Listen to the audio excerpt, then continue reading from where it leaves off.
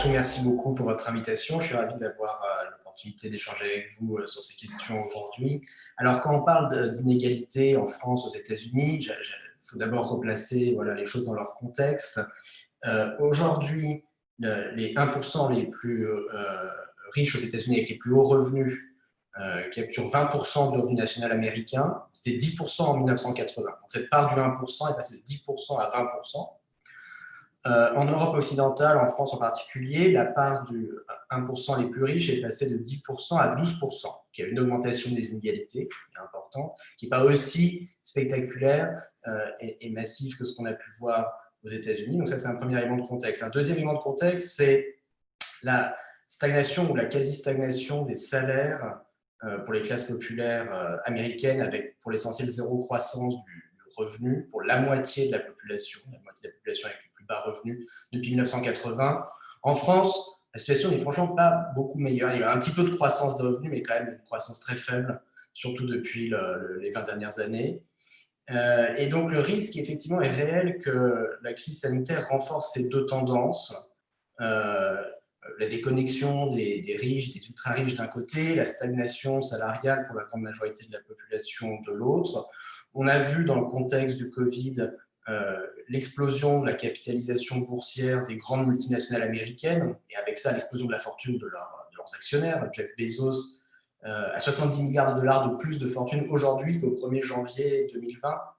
Elon Musk, 70 milliards de plus. Mark Zuckerberg, 20 milliards de plus. Donc, grande santé des milliardaires.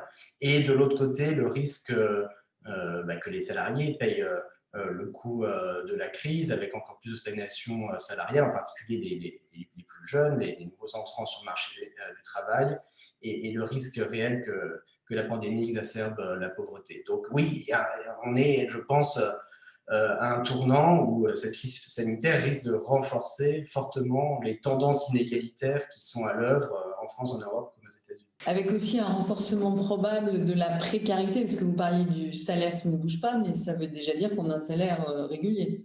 Or, effectivement, la précarisation, ce qu'on appelle la giant economy, est en train, elle aussi, d'exploser. Absolument, et ça pose toutes les questions la question de l'adaptation de notre modèle de protection sociale à ces salariés précaires. C'est-à-dire que les dispositifs de chômage partiel fonctionnent bien pour les salariés à temps plein qui ont un CDI, mais maintenant, de plus en plus de travailleurs ne sont pas dans cette catégorie-là, et pour eux, notre système de protection sociale est imité de trous et effectivement, comme vous le dites très bien, c'est le risque que des milliers, centaines de milliers, des millions de personnes basculent dans davantage de précarité si on ne répond pas à ces problèmes. Alors, comment y remédier? Bon, vos travaux portent plutôt sur la façon dont on installerait une justice fiscale, donc à travers l'impôt. Est-ce que finalement, c'est le seul moyen, ou est-ce qu'il faut aussi que le secteur privé et les acteurs financiers revoient leur modèle, la façon dont ils investissent ou à quelles conditions sociales ils le font, ou est-ce qu'il faut allier les deux? Quelle est votre idée économique et d'un économiste sur cette question-là? L'impôt, c'est assez important pour la simple et bonne raison que dans un pays comme la France, la puissance publique prélève à peu près 50% du revenu national chaque année en impôts, toute forme de prélèvement obligatoire confondu. C'est-à-dire la moitié de la richesse nouvellement créée est prélevée et redistribuée.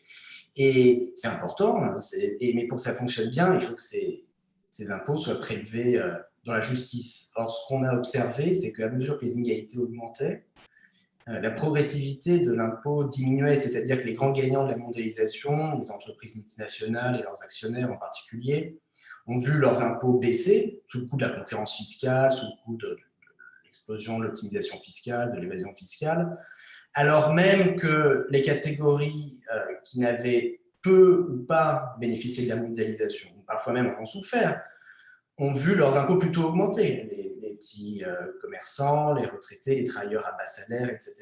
Et moi, je pense que ce processus, si vous voulez, n'est pas soutenable ni économiquement ni politiquement, et donc il y a urgence à réfléchir collectivement sur la façon dont on peut réconcilier la mondialisation d'un côté et la justice fiscale de l'autre. C'est-à-dire, la plupart des gens aujourd'hui sont plus ou moins convaincus que finalement, le seul horizon possible au sein de l'Union européenne dans un monde globalisé, c'est la course au moins-disant fiscal. Il y a toujours des pays qui proposeront moins de taxes que leurs voisins, donc on ne peut que s'aligner vers le bas, que l'imposition des grandes fortunes est impossible pour la même raison, les hauts patrimoines pourront toujours partir en Suisse ou en Belgique, etc.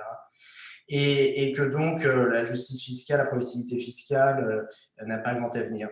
Je pense que c'est une erreur dans nos travaux. Et je pense que non seulement c'est faux, si vous voulez, d'un point de vue intellectuel, c'est-à-dire qu'il y a des solutions, il y a des formes alternatives de mondialisation qui existent, où on pourrait taxer beaucoup mieux les grandes multinationales, où on pourrait taxer les grandes fortunes. Mais je pense aussi que non seulement c'est faux, mais que c'est dangereux. C'est-à-dire que ça peut alimenter un désamour très fort entre les citoyens d'un côté et les institutions européennes, la mondialisation telle qu'on la connaît de l'autre. Quel est le rôle des acteurs de la finance dans tout ça?